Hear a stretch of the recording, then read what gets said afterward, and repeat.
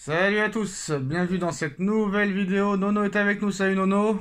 Salut Sacha. Bon bah Nono, cette semaine c'est la semaine Ballon d'Or, hein. C'est la semaine Vinicius, et pourquoi lui, et pourquoi pas lui, et pourquoi lui, et pourquoi pas lui. Lui il a marqué plus de buts et fait pas plus de passes décisives, mais l'autre il a été plus fair-play. Là on nous dit qu'aujourd'hui, vraiment les critères c'était à cause que Vinicius aurait un mauvais comportement sur le terrain à chaque fois quand il joue avec les supporters, les machins, tout ça, ou quand il y a des problèmes de racisme, bah le gars c'est sûr, il faut qu'il se défende, hein. Bref, c'est pas grave, moi je n'en démords pas, Nono.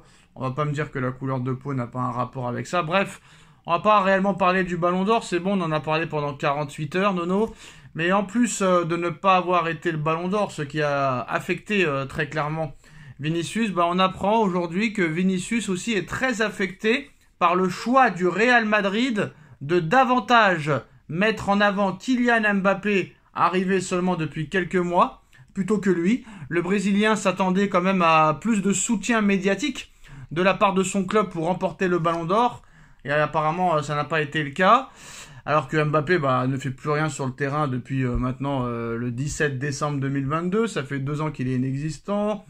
Bon, bah maintenant, Nono, est-ce que c'est la faute du Real Madrid si Vinicius n'a pas eu le Ballon d'Or? Eh ben la grande erreur du Real Madrid.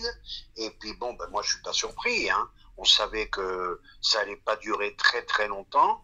Donc il y en a un de trop, comme ça s'est passé avec Neymar. Et moi je suis prêt à prendre les paris. C'est Vinicius qui va partir le premier. Et puis voilà, encore tapis rouge pour Mbappé. Voilà, t'as le meilleur joueur du monde chez toi. T'as été chercher Mbappé. Et ben il y a complication, tout simplement. Moi, je pense pas qu'ils vont mettre le tapis rouge à Mbappé vu qu'il regrette de l'avoir pris et vu qu'il met pas un pied devant l'autre depuis le début de saison, contrairement à Vinicius. Donc, l'objectif quand même de Perez, c'est de garder les meilleurs. Après, si Vinicius veut partir, là, c'est autre chose. Vu la proposition qu'a fait l'Arabie Saoudite, avec un salaire mirobolant qui s'est jamais vu, ça dépasse même la proposition, ça dépasse même le salaire de Cristiano Ronaldo. Donc, si ça le gonfle, Vinicius, il est capable de partir, hein. Bah, il a dit que lui, il voulait toujours le Ballon d'Or et qu'il est prêt à faire 10 fois plus. C'est pas en Arabie Saoudite qu'il va l'avoir. Alors, il y a un clash, hein, UEFA contre Real Madrid. L'UEFA a répondu sèchement au Real Madrid sur les insinuations, hein, du club merengue dans l'attribution du Ballon d'Or 2024. L'UEFA répond si le Real Madrid s'ils disent quelque chose comme ça, cela en dit long sur eux et cela ne mérite aucun commentaire de notre part.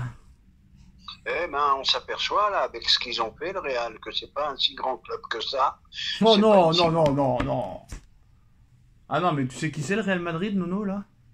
Oui, d'accord. Alors, je sais ce que tu vas me dire. Je sais pas combien, 10, 12, Non, mais 13, je si eux, sais. c'est pas un grand club, bah personne n'est un grand club alors, hein. Eh ben, vu ce qu'ils ont fait, c'est inexcusable. Voilà, je vais te dire, c'est un manque de classe vraiment terrifiant. Et quand Pas Messi, digne. et quand Messi et Ronaldo se déplaçaient pas quand ils savaient qu'ils l'avaient pas, c'est pas un manque de classe? Eh ben, pareil, mais là, c'est toute une délégation qui est pas venue. Ils avaient quand même gagné le titre d'entraîneur, le meilleur marqueur de but, pas mal de choses, et Ah, ils sont pas venus. Donc, moi, je trouve ça pas très, très correct. Bon, ben, après, chacun pense ce qu'il veut, hein. ouais, chacun pense ce qu'il veut, mais bon, je pense que là, cette saison va être compliquée au Real Madrid. On va passer au clash du jour, Nono.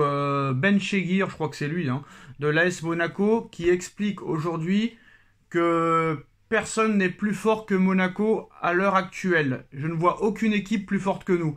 Bah, je vais juste lui donner une réponse, Nono, hein. Dimanche dernier, Nice 2, Monaco 1. Voilà, j'arrête là. Ben, tout simplement, mais je crois qu'ils partent tous en couille en ce moment. Excuse-moi, je suis vulgaire, Voilà. mais ils partent tous en bibrine. Bon, ben voilà, on verra là, on verra, on fera les, Non, mais on ma fera les réponse, comptes. elle est bonne ou pas, Nono? Ah ben, bien Il a dit sûr. personne. Il a dit personne n'est plus fort que nous à l'heure actuelle. Nice 2, Monaco 1. Je crois que eux, Eh depuis ben, qu'ils ont battu le Barça, ils sont sur. Ils se la racontent un peu, hein. non seulement ils se la racontent, bon, ben, non seulement tu perds à Nice, tu es à 3 points du PSG, donc pour l'instant, mon grand, tu es toujours en dessous du PSG. Mais pourquoi ce mec dit ça alors qu'il vient de perdre un match contre Nice? Franchement. Ben, c'est comme ça, hein, toute la journée, as des déclarations comme ça de tous les côtés, hein. Bah ouais, mais quand t'es invaincu encore, tu peux le dire. Mais là, t'es pas invaincu, loin de là. Ouais, ben, c'est une anomalie, une de plus, tout simplement. Voilà. La Super Coupe d'Espagne qui décide aussi d'enlever les prolongations. Nono, est-ce qu'on va tout droit vers la fin du football et de son histoire? bah, je sais pas, j'irai pas jusqu'à là, mais Bah si, quand voilà. même, les prolongations ont fait l'histoire du football, Nono. Ben oui, mais toutes les compétitions nationales, eh ben voilà. En France, c'est pareil. Ben maintenant, c'est l'Espagne. On supprime les prolongations. On va peut-être revenir au pile ou face à la pièce, hein. Pourquoi pas?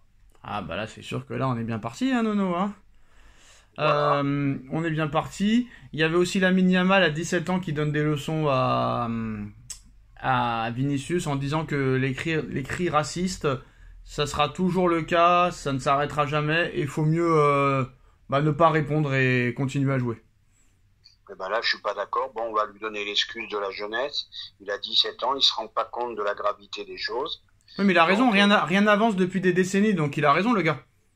ah ben c'est pas prêt de changer, hein. Bah Voilà, voilà, le c'est pour ça, racisme. donc au lieu de crier comme un fou, bah autant continuer à jouer. Ça, au contraire, je trouve que ça, c'est fort de dire ça à 17 ans, c'est-à-dire que le gars n'est pas, on va dire, n'est pas énervé par ça. Ah ben il est à fond dans son football et puis c'est tout. Bon ben Vinicius, ça le touche et on peut pas le critiquer là-dessus. Voilà. Alors, il y a eu des votes de certains journalistes, Nono, qui sont complètement incompréhensibles, hein, où certains ne mettent même pas Vinicius dans le top 10.